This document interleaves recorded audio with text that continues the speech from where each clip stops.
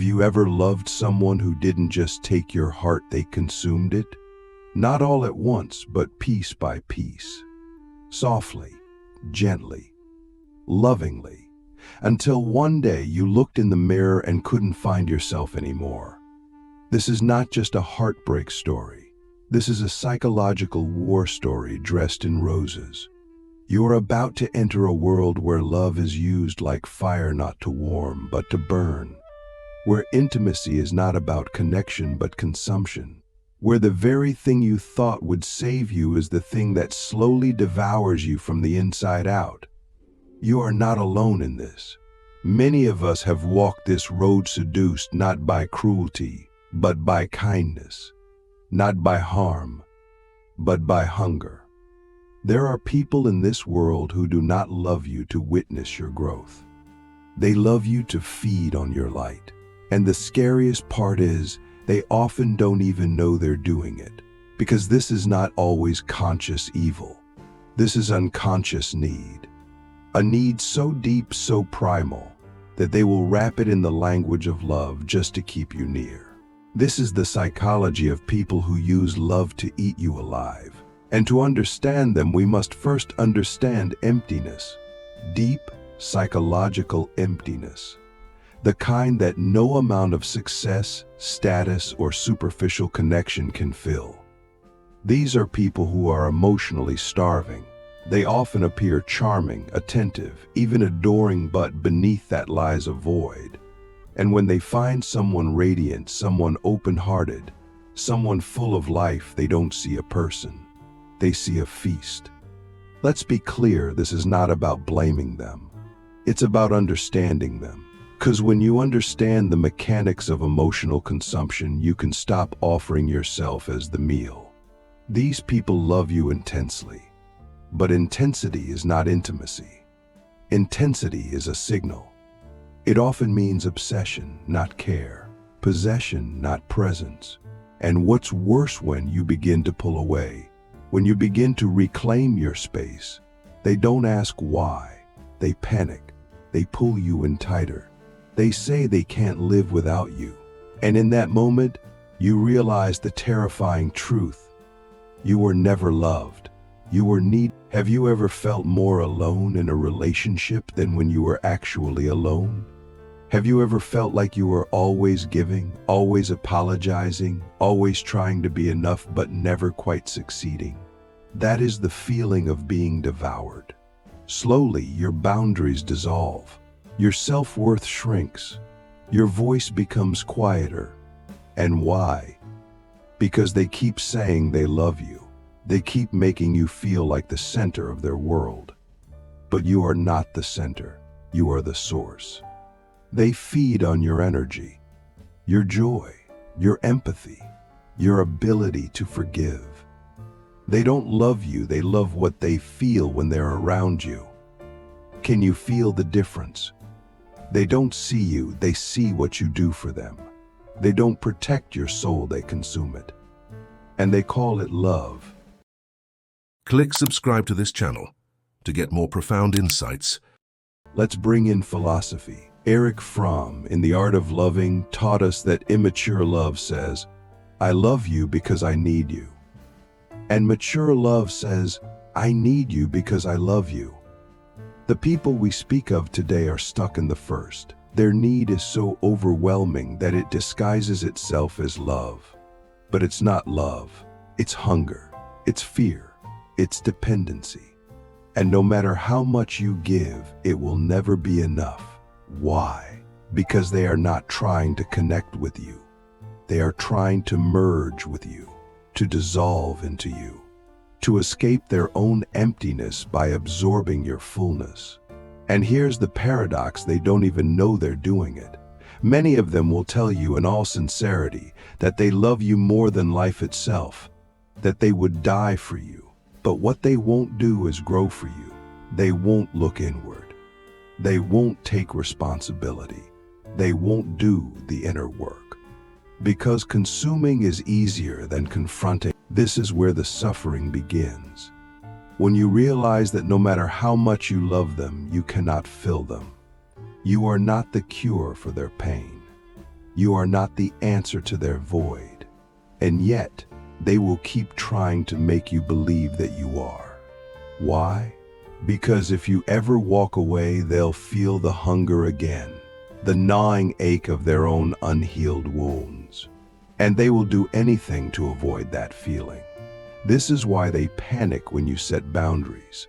This is why they accuse you of abandoning them when you try to breathe. This is why they punish you with silence, with guilt, with tears, because your autonomy threatens their survival. You are not just a partner. You are their emotional oxygen. And when you try to reclaim your space, they feel like they're suffocating. But it's not your job to be their air. Let's go even deeper. What does it say about us that we stay in these dynamics? What do we believe about love that makes us confuse being consumed with being cherished? Many of us were raised to believe that love means sacrifice, that love means giving until it hurts, that love means losing yourself for someone else's happiness. But that is not love. That is codependency. That is martyrdom. That is self-erasure dressed up as devotion.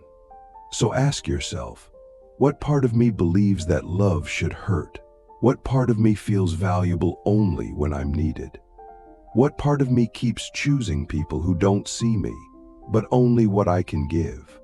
These are not easy questions, but they are necessary. Because if we do not answer them, we will keep inviting emotional cannibals into our lives and calling them soulmates. The philosopher Marcus Aurelius once said, "The happiness of your life depends upon the quality of your thoughts." What if your thoughts about love are what's keeping you trapped? What if the narratives you inherited about romance, about loyalty, about sacrifice are the very chains around your heart? It's time to rewrite the story, to redefine what love actually is. Love is not consumption. Love is communion. Love is not taking, it's witnessing. Love says, "I see you and I do not need to possess you to feel whole." Love says, "I honor your boundaries because they are the expression of your soul." Love says, "I am responsible for my own healing and I will not make you carry the weight of my wounds." Anything less is not love. It's dependency with a pretty name. So how do we break free?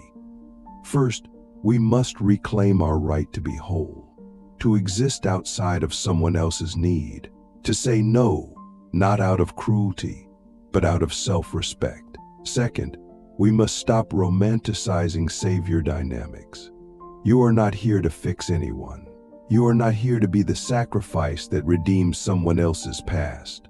You are here to grow, to love, yes, but also to protect your light. And third, we must learn to differentiate between love and need, between adoration and attachment, between intensity and intimacy. Because the people who use love to eat you alive will always make it feel big, dramatic, overwhelming. But real love is quiet. It's steady. It doesn't demand that you shrink. It asks that you expand. Let me ask you the question that could change your life. What would happen if you stopped letting love be the reason you abandon yourself? Sit with that. Feel it in your bones. Because your answer will determine the quality of every relationship you ever have. The philosopher Simone de Beauvoir once said, "Change your life today. Don't gamble on the future. Act now without delay." If you are in a relationship where you are being consumed, don't wait for them to change. Don't wait for the perfect moment. Don't wait for more proof. The fact that you feel invisible, exhausted, or erased is enough.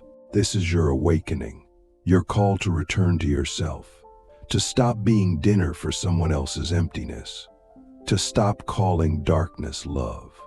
You are worthy of a love that doesn't eat you alive but breathes life into your soul.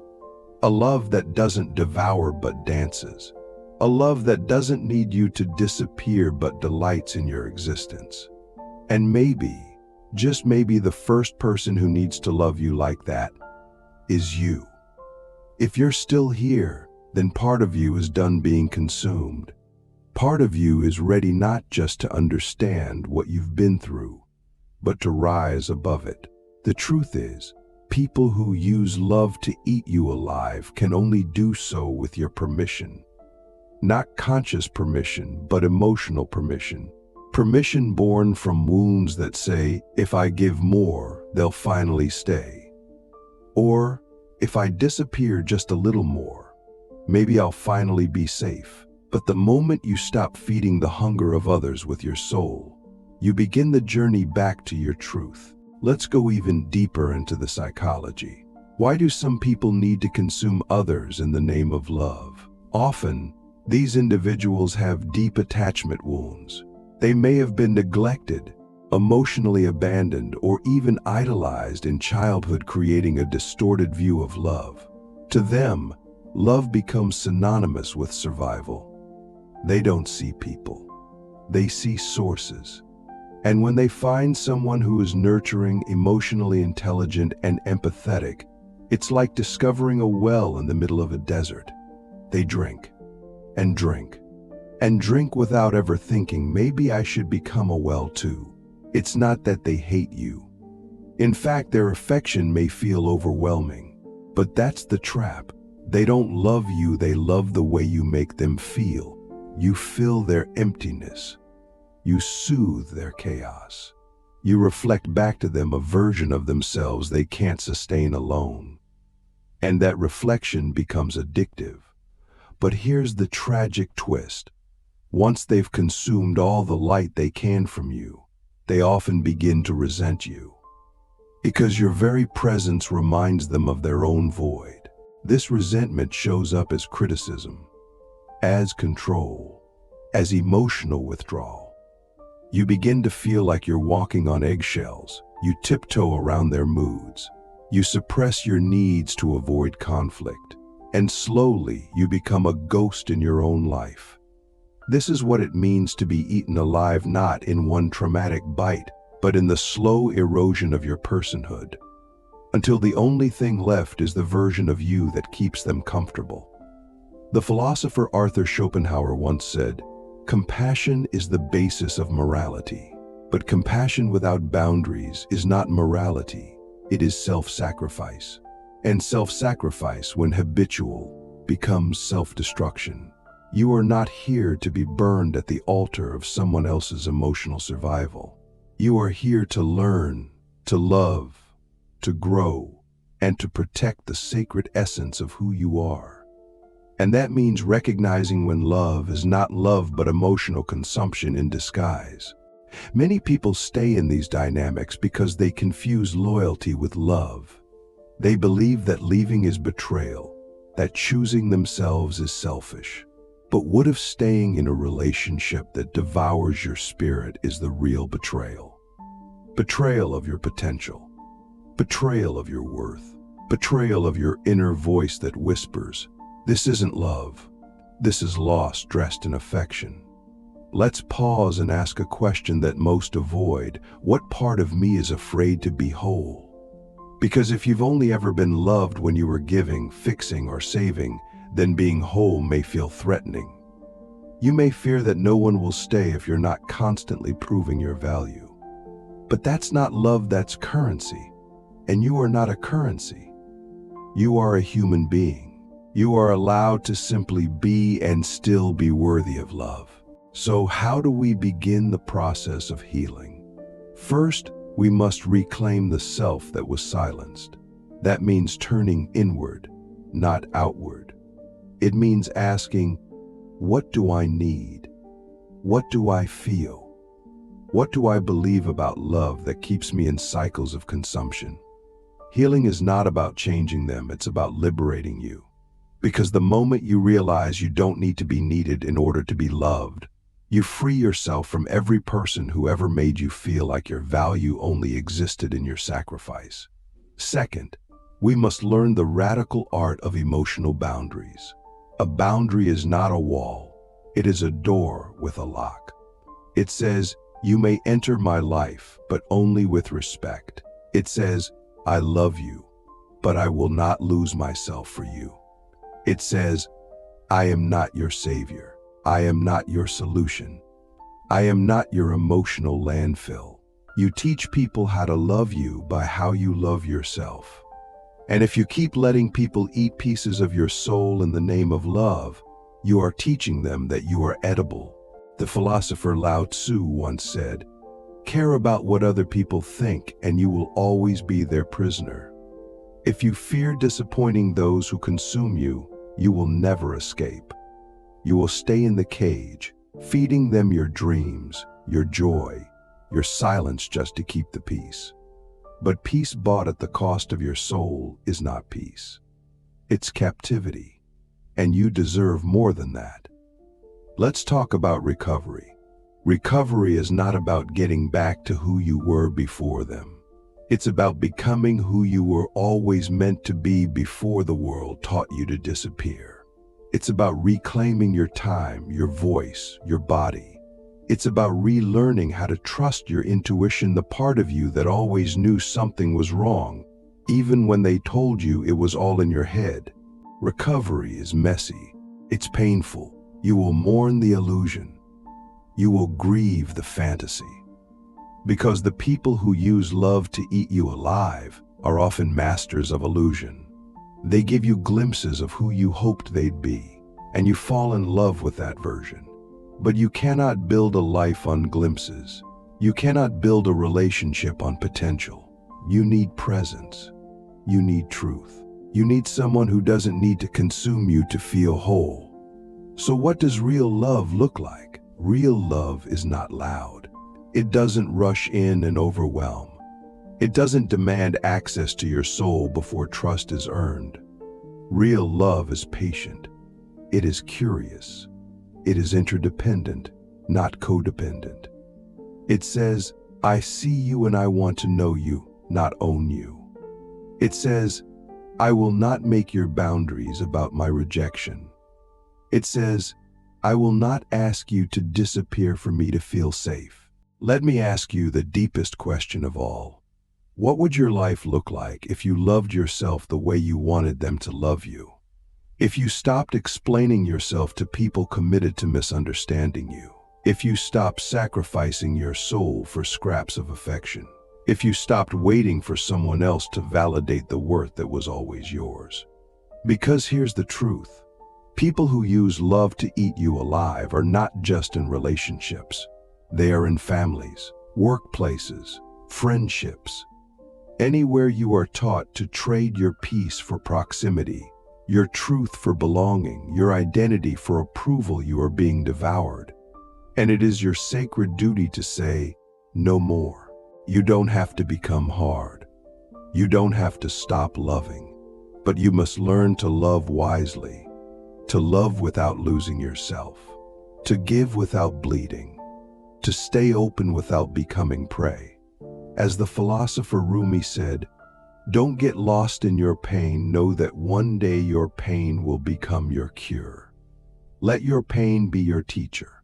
Let it show you where you were too open, too unguarded, too desperate to be chosen. And then let it teach you how to choose yourself. You are not here to be a meal. You are not here to be consumed. You are here to be witnessed, to be respected, to be celebrated. And the moment you stop offering yourself to people who do not know how to hold your heart with care, you begin to rise. So let this be the moment you stop calling it love when it's actually loss. The moment you stop feeding people your soul just to keep them full. The moment you stop mistaking hunger for devotion. You are not a savior. You are not a sacrifice. You are a soul. And your soul deserves sanctuary, not starvation. You survived being consumed. Now, it's time to come home.